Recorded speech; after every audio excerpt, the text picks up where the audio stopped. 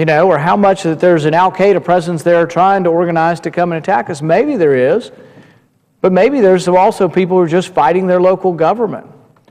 How about Mali? I'm not sure that in Mali they're probably worried more about trying to get the next day's food than coming over here to attack us. But we have to ask these questions, and we have to ask about limitations on force, because essentially what we have now is a war without geographic boundaries. And we have many on my side who come down here and they say, oh, the battlefield's here in America. Be worried. Be alarmed. Alarm bells should go off when people tell you that the battlefield's in America. Why? Because when the battlefield's in America, we don't have due process. What they're talking about is they want the laws of war. Another way of putting that, they call it the laws of war. Another way to put it is called it martial law. That's what they want in the United States when they say the battlefield is here. One of them, in fact, said, if they ask for a lawyer, you tell them to shut up. Well, if that's the standard we're going to have in America, I'm quite concerned that the battlefield would be here and that the Constitution wouldn't apply. Because to tell you the truth, if you are shooting at us in Afghanistan, the Constitution doesn't apply over there. But I certainly want it to apply here. If you're engaged in combat overseas, you don't get due process. But when people say, oh, the battlefields come to America and the battlefields everywhere, the war is limitless in time and scope, be worried, because your rights will not exist if you call America a battlefield for all time. We've asked him whether the strikes are exclusively focused on Al-Qaeda, and what is the definition of being part of Al-Qaeda. In 1947, the National Security Act was passed, and it said the CIA doesn't operate in America. Most people, most lay people know that. The CIA is supposed to be doing surveillance and otherwise outside the U.S. of foreign threats. The FBI works within the United States. They do some of the same thing, but they're different groups. CIA operating in Iraq or Afghanistan doesn't get a warrant before they do whatever they do to snoop on our enemies. The FBI in our country does. They operate under different rules and for a reason. So we don't want them to operate in the United States. It's not we're saying the CIA are bad people. We just don't want them operating with no rules or with the rules that we allow them to operate overseas. We don't want them operating in our country. The disappointing thing is that a month ago when I asked John Brennan this question as his nomination came forward, and said I couldn't get an answer. He would not answer the question about the CIA operating in the United States. Only after yanking his chain, browbeating him in committee, threatening not to let him out of committee, does he finally say he's going to obey the law. We should be alarmed by that. Alarm bells should go off when we find that what is going on here is it takes that much for him to say that he's going to obey the law. Now, the president has said, don't worry, because he's not going to kill you with a drone unless it's infeasible to catch you. Now, sounds kind of comforting, but I guess if our standard for whether we kill you or not is whether it's practical or not, that does bother me a little bit. It just doesn't sound quite strict enough, because I'm kind of worried that, maybe there's a sequester and the president says we can't have tours of the White House. Maybe he's not got enough people to go arrest you. He had policemen behind him. He said he was going to lay off the policemen. Of course, he doesn't have anything to do with the policemen, so don't worry about that. But he had the policemen behind him. He's going to lay off. So maybe it's infeasible because he's laid off the policemen, so it's going to be easier to kill you. So, I know that sounds like we've gone a slippery slope beyond what he's asking for. But if the standard is it's infeasible to capture you, and that's what you're hanging your hat on, I'd be a little concerned that may not be enough protection for Americans on American soil. Now, there is a law called posse comitatus. It's been on the books since shortly after the Civil War. And it's once again one of these things a lot of people don't think about, but it's an important thing. It says the military doesn't operate on U.S. soil unless there's a declaration of an insurrection or civil war. There has to be a process that Congress goes through. And we've had this law for a long time. And once again, the reason we do it is not because we think our military are bad people. I'm proud of our soldiers. I'm proud of our Army. I'm proud of what they do for our country. But they operate under different rules. And it's a much more dangerous environment they operate under, and it's different. It's still dangerous in America, but policemen have a different rules of engagement than your soldiers have. And there's more restrictions and restraint on what we do in our country. So that's why we say the military can't operate here. So when we ask the president, can you kill Americans on American soil with your drone strikes, which is part of the military, it should be an easy answer. In fact, I hope someone's calling him now and asking him for an answer. It saved me a lot of time and breath, and my throat's already dry, and I just got started. But if they would ask him for an answer, can the military operate in the United States? Well, no. The law says the military can't operate in the United States. It's on the books, and he should simply do the honorable thing and say he will obey the law. It's simple. But I don't get why they refuse to answer it. It worries me that they refuse to answer the question, because by refusing to answer it, I believe that they believe they have expansive power, unlimited power. The real irony of this is that many on the left, Senator Barack Obama included, were very critical of the Bush administration. They felt like the Bush administration usurped power. They felt like the Bush administration argued invalid aggrandizement or grasping for power. John Yoo was one of the architects of this, believing in basically if the president just says, hey, I'm going to protect you, I can do whatever the hell I want. Many on the left objected to that. Some of us on the right also objected to this usurpation of power by the Republican president. But the thing is now the shoe's on the other foot, and we're not seeing any of that. We're all of a sudden now seeing a president who is worried about wiretaps, not at all worried about the legality of killing Americans on American soil with no judicial process. But the law posse comitatus prevents this from happening. It's very clear. It's been on the books 150 some odd years. I would think it would be pretty easy for the president to go ahead and say he will obey the law. We asked Brendan the question on this, and we got no answer. The answers that we've gotten are almost more disturbing than getting an answer, really, to tell you the truth. Because when the president responds that I haven't killed any Americans yet at home, and that I don't intend to do so, but I might, it's incredibly alarming and really goes against his oath of office. He says in his oath of office that I will preserve, I will protect, and I will defend the Constitution. It doesn't say I intend to or that I might. Can you imagine the furor if people were talking about the Second Amendment? Can you imagine what conservatives would say if a president said, well, yeah, I kind of like the Second Amendment, and I intend to, when convenient, when it's feasible, to protect the Second Amendment? Or what about those who believe in the First Amendment? If the president were to say, I haven't broken the First Amendment yet, I intend to follow it, but I might break it. Or I intend to follow it when it's feasible. So I have all these rules, and that's what the president answered. When he was at Google campus a couple of weeks ago, they asked him the question, can you kill Americans on American soil? And he said, well, the rules will probably be different outside the U.S. than inside.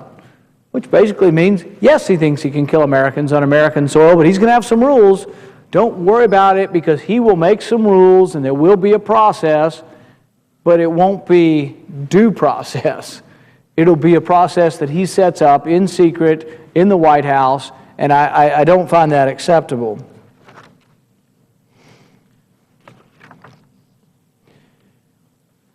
The only answer really acceptable, we ask a question that could be yes or no. Can you kill an American on American soil? It's a yes or no question. They've been very evasive, and they have never really answered the question. But when we ask it, we pretty much knew only one answer was acceptable, and that answer is no. I mean, and if you don't answer it, basically, by not answering it, you're saying yes. I was actually a little bit startled when I finally got the answer, yes, we can kill Americans on American soil. I thought for sure that they would just be evasive to the end and try to get their nominee through without opening Pandora's box. But they have opened Pandora's box, and it would be a mistake for us to ignore it. It would be a mistake for us to ignore the ramifications of what they've done. When we separate out police power from judicial power, it's an important separation. You know, the police can arrest you. They're allowed to do certain things. But the policeman that comes to your door and puts handcuffs on you doesn't decide your guilt. Now, sometimes we don't always think about how important this separation is, but it's incredibly important that those who arrest you they're not even really the ones who ultimately accuse you. The court, through the people, accuse you, and then you're given a trial to determine your guilt. And it's complicated. It isn't always clear who's innocent and who's guilty. Judges and juries make mistakes, but at least we have a process. You get appeals most of the time. So we have a significant process going on that has a several hundred-year tradition at the least. So what really gets me about the process that the president favors is it's the trust me process. You know, I have no intention of doing bad things. I will do good things. I'm a good person. And I'm not really disputing his motives or not saying he isn't a good person, but I'm disputing someone who's naive enough to think that that's good enough for our republic, that his good intentions are good enough for our republic. It never would have been accepted. It would have been laughed out of the Constitutional Convention. The Founding Fathers would have objected so strenuously that that person probably would never have been elected to office in our country. Someone who doesn't believe that the rules have to be in place and that we can't have our rights guaranteed by the intentions of our politicians. Think about it. Congress has about a 10% approval rating. Think the American people want to base whether they're going to be killed by a drone on a politician? I certainly don't. Doesn't have anything to do with whether he's a Republican or a Democrat. I would be here today if this were a Republican president, because you can't give that much power to one person. We separated the police power from the adjudication or from the jury power, from the decisions on innocence and guilt, is separate from the police power, purposefully so and with great forethought.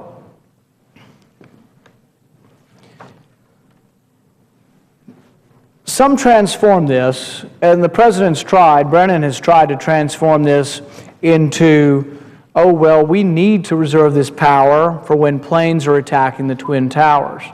Well, that's not what we're talking about, Mr. President, and I think you misunderstand, or you purposely misunderstand, or you purposely obfuscate, or you purposely mislead. No one is questioning whether the U.S. can repel an attack. No one is questioning whether your local police can repel an attack. Anybody involved in lethal force, the legal doctrine in our country, and has been historically, has always been that the government can repel lethal attacks. The problem is that the drone strike program is often not about combatants. It is about people who may or may not be conspiring, but they're not in combat. They're in a car, they're in their house, they're in a restaurant, they're in a cafe. If we're going to bring that standard to America, what I'm doing down here today is asking the president to be explicit. If you're going to have the standard that you're going to kill non-combatants in America, come forward and please say it clearly so we know what we're up against. If you're not going to do it, come up with the easy answer is, I'm not going to kill non-combatants. That would have been easy for him to say. And he could have said, well, the military at some point in time, has to repel invasions. We know that, Mr. President. We're not questioning that. But we are questioning a drone strike program that, we don't know because nobody will tell us the numbers. The numbers are secret. One senator said in a public meeting the other day, 4,700 people have been killed overseas. If I had to venture a guess, a significant amount of them weren't involved in shooting at American soldiers. But if they were, by all means, kill them. If we're fighting a war in Afghanistan, which we have been, and if there are soldiers around the bend that are a threat to our soldiers, there is no due process at that point. But that's not what we're arguing about. We're arguing about targeted strikes of people not involved in combat. That's my concern. My concern also is that who is and what is a terrorist? Who is associated with terrorism? Because the government's put out many documents now that tell you to see something, say something. But the stuff you see, I'm not so sure that these people are terrorists. If you see somebody paying in cash, or if you have a store, one of your customers comes in frequently and they pay in cash, should you report them to the government? I can't imagine that that's the kind of standard that we're going to have in our country for deciding drone strikes. When it comes to some of these people, though, I think some of the drone strikes have probably been justified. Al Walkie, I think, was a traitor. This is not from looking at classified documents. This is just from reading the lay press. By all means, he gave up on his country, renounced his citizenship, went overseas, consorted, and aided the enemy. But one of the interesting questions about aiding the enemy is what exactly that means and what are the standards to be. Kevin Williamson writes for the National Review, and he wrote an article on drones that I think really brings this home. If you're going to talk about and want to know who are the people who could potentially be killed. Because in some ways, Al Walkie was a sympathizer, someone who aided and abetted by internet talk and chatter. That was the main thing he was accused of, actually. After the fact, they said he had more direct association. I don't know if that's true or not and haven't seen the secret information on that. But what I would say is that he was initially brought up as a sympathizer. And here's the problem. Many writers have said if you take up arms against your country, you're an enemy combatant. Well, I think that's true. If you're in Afghanistan, you got a grenade launcher on your shoulder and you're shooting at Americans, you are an enemy combatant. You don't get due process. But here's the question. If you're in Poughkeepsie and you're on the internet and you say, I sympathize with, some group around the world that doesn't like America, and you say bad things about America, are you a traitor? I mean, you can try someone for treason for that. I'm not sure if it'll rise up to that if you're politically opposed to what your government is doing and in favor of another. But Kevin Williamson gets it pretty clearly. He says, if sympathizing with our enemies and propagandizing on their behalf is equivalent to making war on our country, then the Johnson and Nixon administrations should have bombed every elite college in America. Because during the 1960s, that's all that came out was anti-America, anti-war. Is objecting to your government or objecting to the policy of your government sympathizing with the enemy? Some openly were sympathetic. No one will ever forget Jane Fonda swiveling around in North Vietnamese armored guns, and it was despicable. That's one thing if you want to try her for treason, but are you going to just drop a drone Hellfire missile on Jane Fonda? Are you going to drop a Hellfire missile on those at Kent State?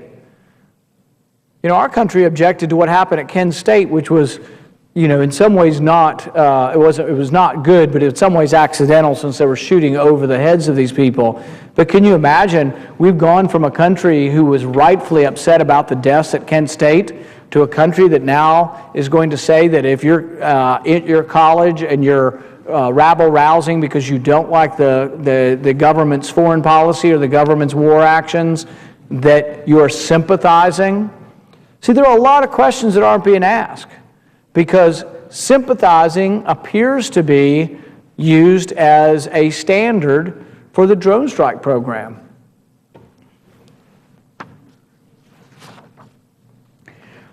We actually had students apparently during the Vietnam War who were actually raising funds for the Viet Cong. That to me does sound like treason. Sounds like something that you, when we're fighting an enemy and you're raising and giving comfort to the enemy, that does sound like treason. So I have no problems with some people actually being tried for treason, but they would get their day in court. They don't get a Hellfire missile sent to their house. There is, though, a difference between sympathizing and taking up arms. Most people around here who want to justify no rules, America's a battlefield, no limits to war, they really want to blur it all together because it's easier to say, oh, you don't want to stop anybody who's shooting at Americans. But it's not true. I think lethal force can be used against those engaged in lethal force. What troubles me about the drone strike program is that quite a few, I don't know the number, the Wall Street Journal says the bulk of the attacks in Pakistan have been signature attacks, meaning nobody named and nobody specifically identified, and that civilians aren't really counted because anybody, any male between the age of 16 and 50 is a combatant unless otherwise proven. But if those are the standards, I think we need to be alarmed. And I think there is a difference between sympathizing and taking up arms. One of the interesting things, and Kevin Williamson in the National Review brings this out, and it's sort of a conundrum for conservatives. Because the thing about saying someone was involved and just taking the government's word, like saying Al Walkie was involved with these other people and taking the government's word, because we have no way of ascertaining or getting and questioning whether secret information is true or not true, is that just a few years before this, a lot of people don't remember this, Al Walkie, who was killed, a couple years before this, Al Walkie was brought to the Pentagon to speak as part of a group of moderate Islamic preachers. They thought him to be an Islamic voice of reason. He even came to the Capitol and said prayers in the Capitol. This is the guy who the government said was a good guy for a while, who later said was a bad guy. And I think ultimately the evidence that he was a bad guy is pretty strong. But most of his crime was sympathizing. And was it enough of a standard? I think in a court, in a treasonous court, I think Al Walkie would have been convicted of treason were I a juror. I would have voted that he was committing treason, and I wouldn't have had trouble at all with a drone strike on him. But if we're going to take by extension the standard we used in putting him on the list, that he was a sympathizer, an agitator, and a pain in the royal you-know-what on the internet, there's a lot of those people in America. If that's going to be our standard. That's why I would feel a little more comforted if it weren't an accusation by a politician that unleashes hellfire missiles. I would be a little more comforted, and I think we would all sleep a little better in our house at night if we knew that before the hellfire missile comes down, a policeman would come to your door and say, we accuse you of this. And they might put handcuffs on you and take you to jail, but they don't get to summarily execute you. That's all I'm asking here. I'm asking for the president to admit publicly that he's not in favor of summary executions. That's really all I'm asking. Summary executions of non-combatants. It seems like a pretty easy answer. We could be done with this in a moment's notice. If someone will call the president, ask him the question, we could be done with this. Because that's what I want to hear. Not that he's not going to use the military to repel an invasion. Nobody's questioning the authority of the president to repel an invasion. But I am questioning the authority of the president to kill non-combatants, asleep at home, eating in the restaurant, or what have you.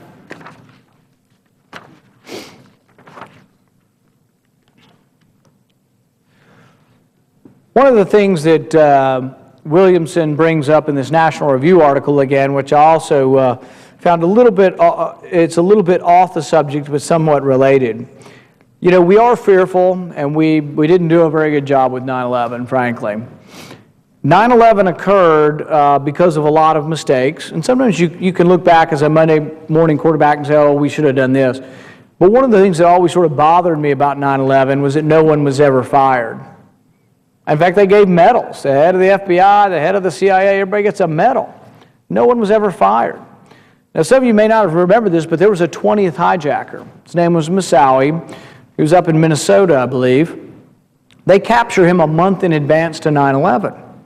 And when they capture him, the FBI agent there, who was spot on and doing an excellent job, and really the guy who should have gotten the medal, was the FBI agent that caught Moussaoui and was asking his superiors to get a warrant. He asked repeatedly. He sends 70 letters to headquarters saying, can I have a warrant to open this guy's computer, to investigate him? He's turned down. He gets no response. It was a horrible and tragic human error. What do? We promote and give medals to the people who were in charge. That agent should have gotten a medal, but anybody above him who made the decision not to even ask for a warrant shouldn't have gone anywhere within the department. Williamson makes the point, he says, if our law enforcement and intelligence agencies, particularly the State Department, had been doing a minimally competent job vis-a-vis visa overstays and application screening, at least 15 of the 19 9/11 hijackers would have been caught. They were all here on student visas. They were all overstaying their student visas. Nobody was paying attention. I still ask that question to today. I ask, do we know where all the students are? Particularly from about 10 Middle Eastern countries. The ones that are in our country, do we know where they are? I think we have not a good enough system to know where they all are, whether they've come and gone. And this is a real problem. Had we actually looked at Moussaouy's computer, they did. They looked at it on September 12th, the day after 9/11. They looked at his computer. I think it, within hours, led them and linked them up to several of the hijackers in Florida and ultimately would have perhaps exposed the whole ring. Same thing was going on in Arizona at the same time. They had somebody in Arizona saying there's guys wanting to fly planes that don't want to learn how to land them. There were horrible and tragic occurrences that happened, human breakdown. But how do we fix it? We fix it the same way we fix everything in Washington. We threw a ton of money at it, and I mean a ton of money at it. Billions upon billions into the trillions of dollars have now been spent. But really, the main problem with 9/11 was lack of communication, lack of lack of really doing a good job at what you were already supposed to be doing.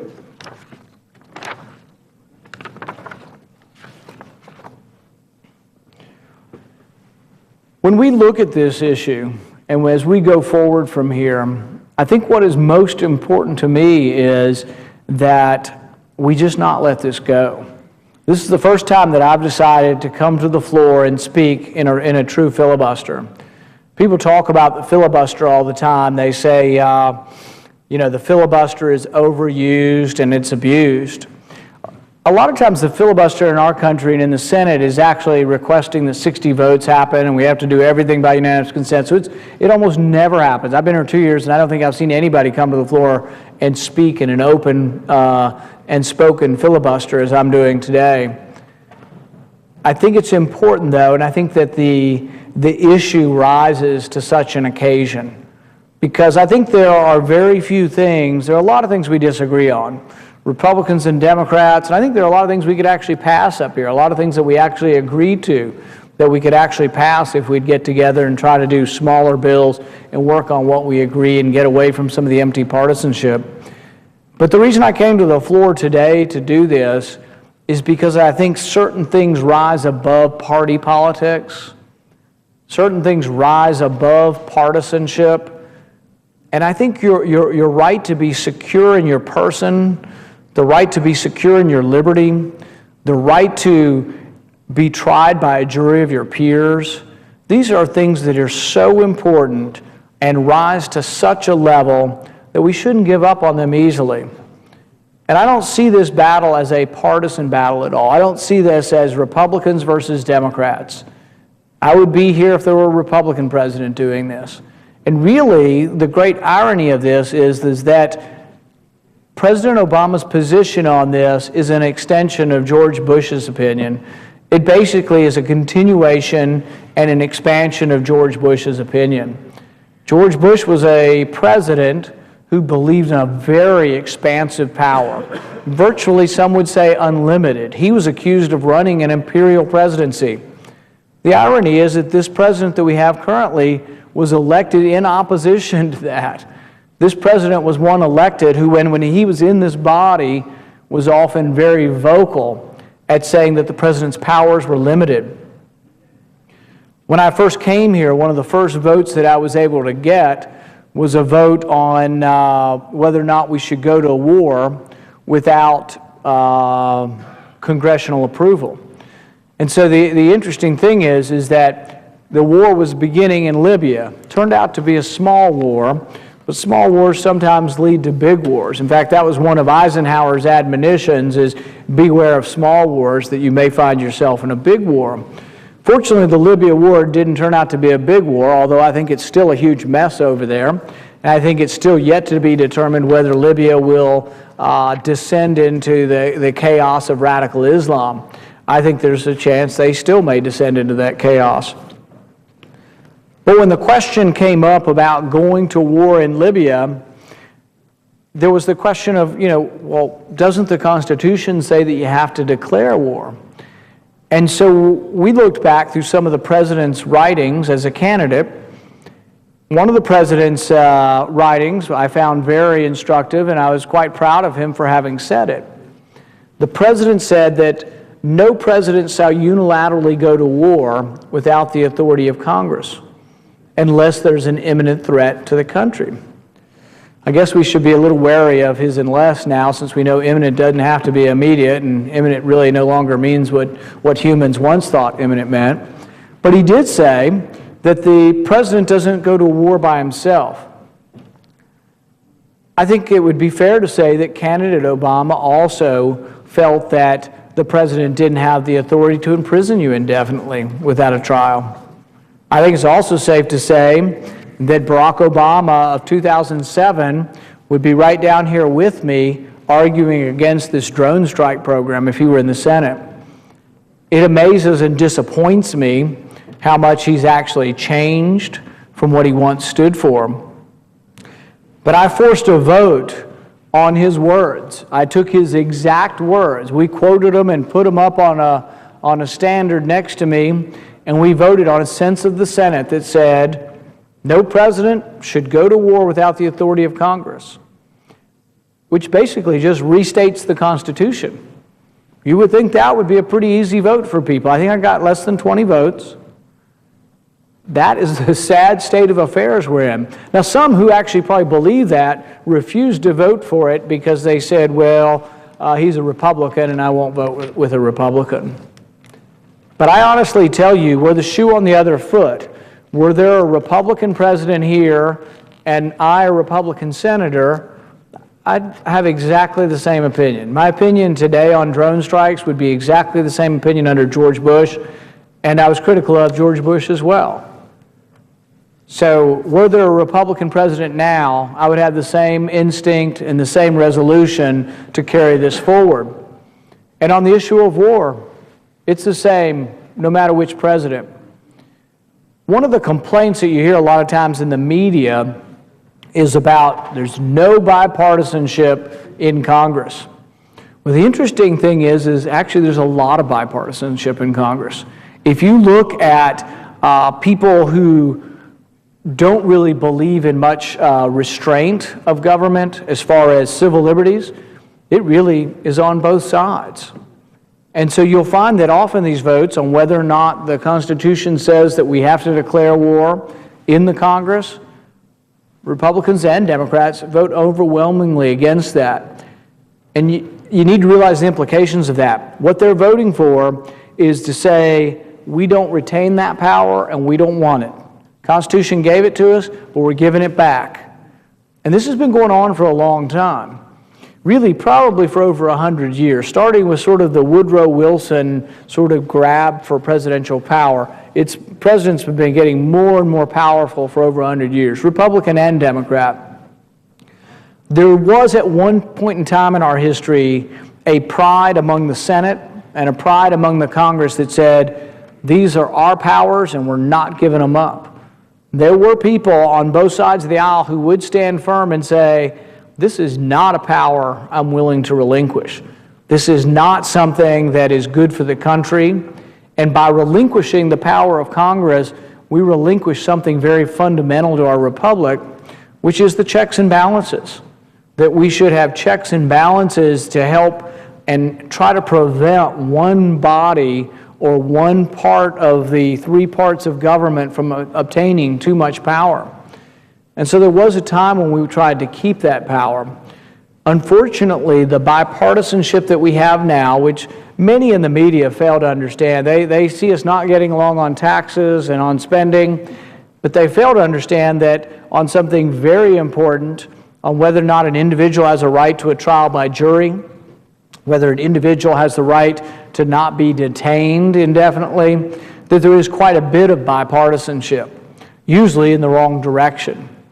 Now, I will say that there is some evolution and some trend towards people being more respectful of this. And there has been some work on both sides of the aisle that has brought some of us who believe in civil liberties together. There was a bill last year called the National Defense Authorization Bill. And in that bill, they said that there was a clause that says that Americans can be indefinitely detained. What does that mean? Well, it means forever, basically, or without a trial, no sort of sentence, no sort of adjudication of guilt or innocence, but an American citizen can be held. And so the question I had, and there was another Republican senator on the floor, I say, boy, does that mean you could actually be sent, an American sent to Guantanamo Bay from here, who's accused of something but never gets a trial? And his answer was yes. His answer was yes, you could send it if they're a danger to the country. The problem with that kind of thinking is that who gets to determine whether you're a danger? Who gets to determine whether you're guilty or innocent? It sort of begs the question of what our court system is set up to do is to try to find guilt or innocence. Guilt or innocence isn't always apparent. And sometimes an accusation is a false accusation.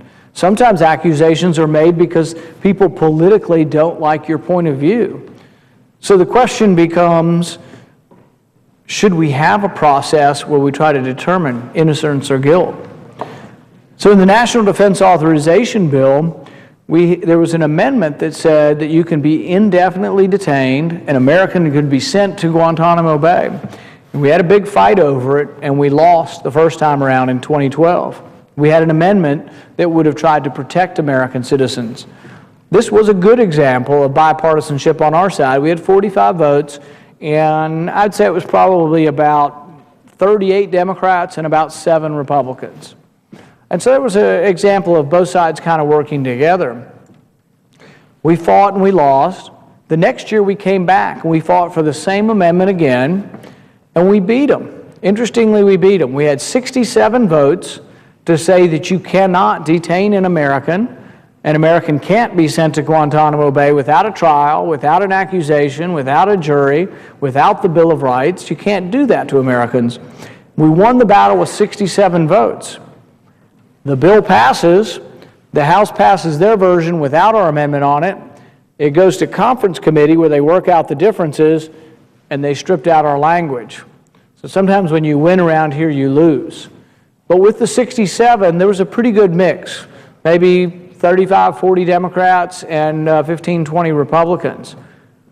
So there is some emerging consensus or some kind of emerging group. One of the other senators has called it the checks and balances caucus, and I think that's a very accurate term because that's part of what we're arguing for here. We're arguing that no one person should get too much power, or no one body would get too much power. Some people see all that fighting and disputing between the different branches of government. They see it in a bad light. They say, oh, well, all that fighting and bickering, that's gridlock. But in some ways, our founding fathers, I think, weren't too opposed to a little bit of gridlock, particularly if it were gridlock that said, you know what, we're not going to make it easy to get rid of the First Amendment. It's not easy to get a constitutional amendment in our country. We've added some through the years, but it's not easy to do. We make it hard to amend the Constitution. And in fact, we make it such that it really isn't, we're not really a country that's majority rule. And I'm sort of a stickler for talking about the differences between a democracy and a republic. I think some people are sloppy with their words, and they love the idea that America is a democracy. You know, Woodrow Wilson said that we were going to war in the First World War to make the world safe for democracy. Well, number one, we're not a democracy, and we never were intended to be a democracy.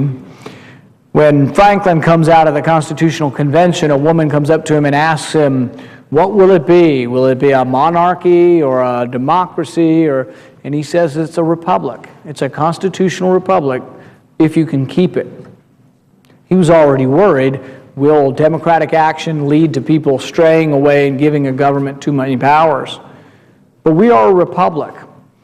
And it's important to know how a difference is between a republic and a democracy, particularly with our history in our country. In our country, we had a period of time where majorities passed some very egregious and unfair and unjust laws. These were called the Jim Crow laws. They passed laws based on your race or the color of your skin, and these were passed by majorities. The important thing about the Constitution and about rights, and one of the reasons I'm here today talking about the Fifth Amendment and how it gives you the right not to be committed to prison or not to be killed without due process, is that our founders thought it was very important. This whole concept between a republic and a democracy, also between or considering the idea that majority state legislatures were voting on something, Jim Crow laws, that would say to a white person, you can't sell a house to a black person or vice versa. Those laws were passed by majority rule. So anytime someone comes up to me and says, you want a democracy, that's my first question. You're okay with Jim Crow then? Because democracies did bad things. But if you believe that rights are protected and that rights should be protected and that these individual rights are not something that a democracy can overturn, then you do truly believe in a protection that is more important than any democratic rule. There's been some dispute over this. There's a Supreme Court case by the name of Lochner back in 1905. The president doesn't like Lochner at all. He's very much opposed to it. But the one thing about Lochner that I like is that Lochner really expands the 14th Amendment. You know, the 13th, 14th, and 15th were passed after the Civil War, and usually over Democrat objection. In my state, the Democrats ruled the state legislature in Kentucky for many, many years, and they voted against the 13th Amendment, the 14th Amendment, and the 15th Amendment. The great champions of emancipation, of voting rights, of all of the post-war amendments, were the Republicans. Every African American in the country was a Republican before 1930. Virtually every African American. In 1931 in Louisville, there were 25,730 black Republicans. There were 129 black Democrats. Every African American was a Republican at one point in time. I try to tell people, even though the numbers have unfortunately reversed, that we are the party that believes in the immutability of rights. We don't believe that the democracy can take away your rights, that a majority rule can take away your First Amendment, your Second Amendment, your Fourth Amendment. And I think if we got that message out, we might change some of what goes on.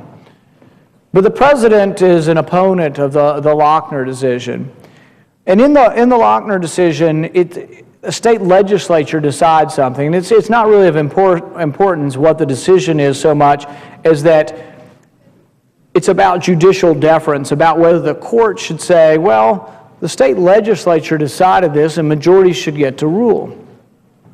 So many, like Oliver Wendell Holmes, was a dissent in the Lochner case, and he basically said majorities should get to rule. Herbert Crowley, who was one of the founders of the New Republic, he wrote that we can get trapped up in all this support for the Bill of Rights and all these ancient individual rights. If we get too carried away with that, this whole idea of rights thing, we'll have a monarchy of the law instead of a monarchy of the people. Well, it was for good reason that we established a republic and not a democracy. One of the best contrasts, I think, and it may not be a perfect contrast, but I think it has some truth to it and some validity, is that our revolution worked. But our revolution, we established a constrained government. In France, the mob came into power. They had mob rule. The French Revolution was a disaster. And we had some things going for us. You know, we had a colonial government with English common law and English adjudication, and we'd adopted English practices. We were Englishmen, and we believed in the rights of Englishmen. We had that for several hundred years in our country, so it was easier for us to have a revolution, and they didn't quite have that going on in France, and so it was different. But one of the differences I see between the American and the French is we established a republic. And we weren't going to have any majority rule where the majority were, you know, setting up a guillotine. Now, ours wasn't perfect, obviously. The founders left and allowed slavery to still occur. Interestingly, though, if you read the Constitution, I think they were embarrassed by it. You know, the word slave doesn't occur in our Constitution. And in fact, there were many writers, many abolitionist writers. There was a writer by the name of Lysander Spooner, who was an abolitionist, and he actually wrote about the unconstitutionality of slavery before the war. And really, if you read the Constitution and you leave out or acknowledge that there is no word in there slavery and nothing that really says you have to be consigned to slavery, there are things in there that say you can't be kept without being presented with charges. Habeas corpus means present the body. In the old days in England and in different monarchies, they'd just snatch you up. If you were next in line to be king or they made you mad, they snatched you up and put you in the tower. And so they came up with the right of habeas corpus. You had to present the body. You had to say, he's been arrested, and these are the charges against him.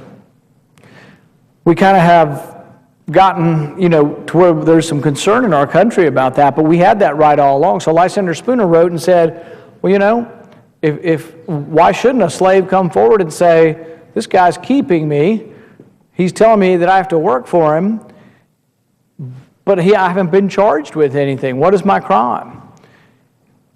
Eventually, one court case did come forward, and it was ruled incorrectly. And I'm not sure exactly how the arguments were, but in Dred Scott, they rule you can't make the argument. But I don't know if habeas corpus was part of that case or not, but it should have been. What I'm trying to say, though, is that the rights of the Constitution, the rights of the individual that were enshrined in the Constitution, are important things that democracies can't overturn. So when you get to the Lochner case is in 1905. The majority rules 5-4 that the right to make a contract is part of your due process. Someone can't deprive you of determining how long your working hours are without due process. So President Obama is a big opponent to this, but I would ask him, among the other things I'm asking him today, to rethink the Lochner case. Because the Lochner case really is what precedes and what the case Buchanan v. Worley is predicated upon. In Buchanan v. Worley is a case in 1917. Interestingly, it comes from my state, from Louisville, Kentucky. There's a young African-American attorney by the name of William Worley. He's a Republican, like most African-Americans were in Louisville in those days. He was a founder of the NAACP. And like most founders of the NAACP, a Republican. And so what they do in 1914 is they sue because the Kentucky legislature, by majority rule, by democratic action, passes a law saying a white person can't sell to a black person in a white section of town or vice versa. So this is the first case the NAACP brings up. Moorfield Story was the famous, I think he was the first president of NAACP, famous attorney. Him and an attorney by the name of, I think it's Clinton Blanky. But they go forward with this case, and they win the case. It actually passes overwhelmingly, but interestingly, this case to end Jim Crow is based on the Lochner decision. So those who don't like the Lochner decision, I'd say go back. We need to reassess Lochner. In fact, there's a good book by Bernstein from George Mason talking about rehabilitating Lochner. The thing is that with majority rule, if you say we're going to give deference to majority rule, or we're going to have judicial restraint, and we're going to say, well, whatever the majority wants is fine, you set yourself up for a diminishment of rights. I go back to the discussion of the Constitution limits power that is given to Congress, but it doesn't limit rights. The powers are enumerated, your rights are unenumerated. The powers given to the government are few and defined. The freedoms left to you are many and undefined. And that's important. And what does this have to do with Lochner? The case in Lochner is whether a majority rule, a state legislature, can take away your due process to contract. Can they take away your life and liberty without due process? And the court rules no. I think it's a wonderful decision. It expands the 14th Amendment and says to the people that you have unenumerated rights. Now, there's some dissension on how we look at these cases, but when you go forward to Buchanan v. Worley, the case about Jim Crow laws and housing segregation, one of the people who was going to dissent, and I think he thought better of it when he thought about he would be the first justice in probably 70 some odd years to say that he believed in the Jim Crow laws and was upholding Jim Crow laws, was Oliver Wendell Holmes. He actually writes an opinion that has been found but was never presented to the court, and he ended up voting to get rid of the Jim Crow laws. But the interesting thing is he actually wrote an opinion in favor because he believed so strongly in majority rule. I don't think these questions, some may think these are idle questions. I don't think it's an idle question whether or not you have a democracy or a republic. I think that these questions from Lochner, from Buchanan v. Worley, all the way through to the present are important. Last year, or in the last couple of years, we had two cases on gun rights, the Second Amendment. These are called Heller and McDonald. Both of them, I think, can be seen as, once again, an expansion of the 14th Amendment to say your privileges and immunities, which are part of the 14th Amendment, include the Second Amendment, and they include certain rights. In fact, I think any power or any right not given up to the government or limited by the enumerated powers is yours. So when they say the privileges and immunities of the 14th Amendment, I believe that means everything else. What does that mean? It means I believe in a very circumscribed view for government. Now, one of the side benefits of having a circumscribed view of the government would be a government that's not allowed to do much wouldn't get in many problems.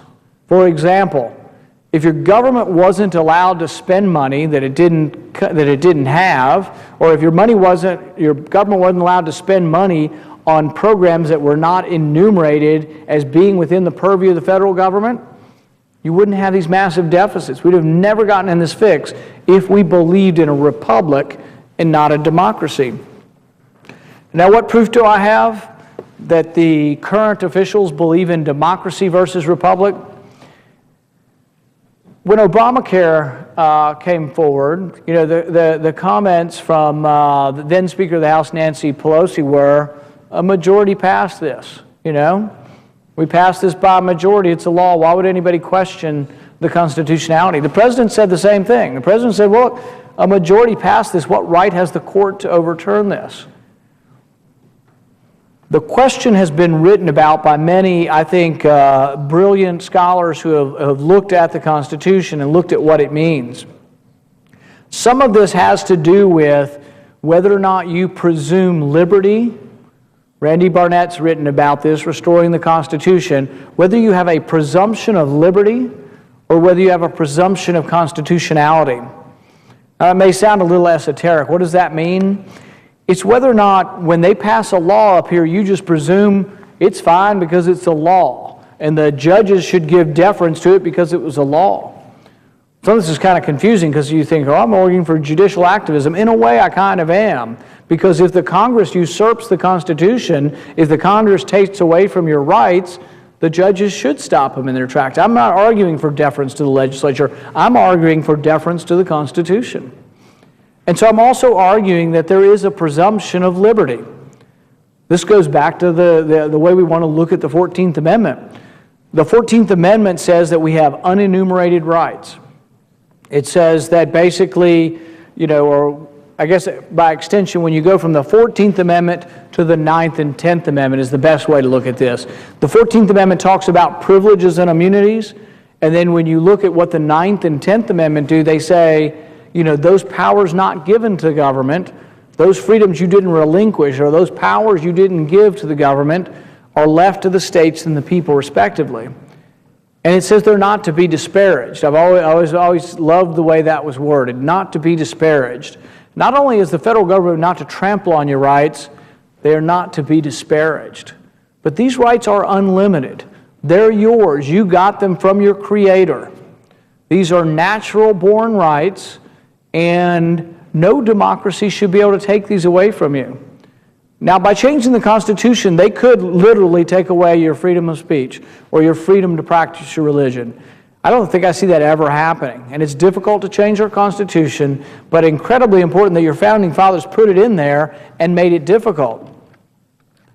Now, I always kind of joke that if you go to a conservative meeting and you talk about the Second Amendment, everybody pats you on the back and they all love you until you get to the Fourth Amendment. But if we're going to have the Second Amendment, I think you got to have the Fourth Amendment. The right to be free in your person from unreasonable searches and seizures, that a judge should have to have a warrant to come in your house. I always say, how are your guns going to be protected if they can come in your house without a warrant? You got to have the Fourth Amendment. But you also have to have the Fifth Amendment. You know, we don't talk about the Fifth Amendment very much. Everything's about the Second Amendment. It's been all over the news. You can't turn on a channel without talking about the Second Amendment. But I think today's as good a day as any to talk about the Fifth Amendment. I've come here to filibuster the nomination of John Brennan because I think the Fifth Amendment is important, but I think we shouldn't be cavalier. I don't think we should be casual in our disregard for the Constitution. I think that to allow the president to trample on and shred the Constitution and say that the Fifth Amendment no longer applies is a travesty, and it's something that we should not do lightly. So I think it's worth a discussion. So far it's sort of a one-way discussion, but we'll see.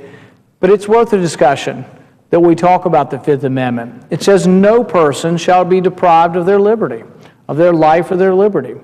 That's what it means. It's pretty clear and it's pretty plain. You can't take away someone's life and liberty without due process or an indictment. So it should trouble every American. I can't imagine that there wouldn't be an American in our country that would not be troubled that we're talking about killing non-combatants in America with drone strikes. We have to get the president to respond to this. I don't think it's good enough for the president to say, I haven't done it yet. I don't intend to do it, but I might. His oath of office says he will preserve, protect, and defend the Constitution. The oath of office doesn't say, well, I intend to when it's convenient. I mean, I've never seen a president go out on the lawn with the Chief Justice and say, I intend to follow the Constitution when it's convenient. Because what he says is, he won't drop a hellfire missile on you unless it's infeasible to capture you. That's what they're doing overseas. If that's going to be the standard for America, if you're not going to get a hellfire missile on you unless it's infeasible, to me that sounds like unless it's convenient. If it's inconvenient, non-feasible sounds like inconveniency is the standard. You know, I asked Secretary Kerry about this in his nominating process. I said, well, can you go to war without Congress approving of it, without a declaration of war like the Constitution says? And he said, no, I intend to obey the Constitution, except for when I don't intend to obey the Constitution, and when it's kind of, it's hard to get things through Congress, and Congress is so many squabbles and so many fights. So, yeah, most of the time we will come to Congress and we'll ask for a declaration of war, which, by the way, we have not done since World War I. And when we did was voted on nearly unanimously. We have not had a declaration of war. But this is the standard we get to. They don't intend to kill anyone, and we don't intend to go to war without a declaration of war unless it's impractical to get your approval. Well, that was the point. If you don't get the point of the Constitution, if you don't get the point of what kind of system our government set up, what kind of system our founders set up, it was to make it impractical. It was to make it difficult to go to war. It was to make it difficult and make it important that there would be debate and checks and balances.